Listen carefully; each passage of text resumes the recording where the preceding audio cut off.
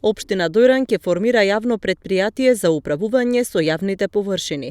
Со организиран платен паркинг ќе се обидат да го решат сообраќајниот хаос во текот на туристичката сезона. Претпријатието ќе профункционира идната година, а во план е да изградат и катна гаража.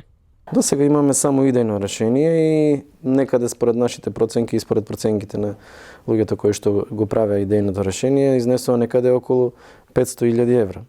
Што не е многу, меѓутоа таа ќе биде повеќе функција, не само катна гаража, туку со деловни простори кои што ќе се издаваат за текстилен и зелен пазар и одредени деловни простори кои што исто така ќе бидат издадени, така да може да функционира.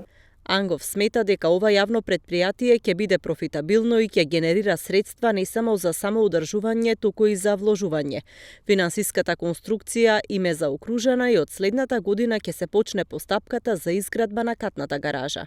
Општина Дојран ќе биде првата општина која што ќе издаде општинска обврзница во соработка со Комисија за харција од вредност, во соработка со Министерството за финансии, така што целта и идејата е да финансираме проект кој што ќе биде профитабилен и ќе го враќа тој таа основна главнина и камата за обврзницата и на некој начин ќе бидеме прва општина која што ќе го промовира начинот на финансирање кој што веќе на широко е познат во Западот.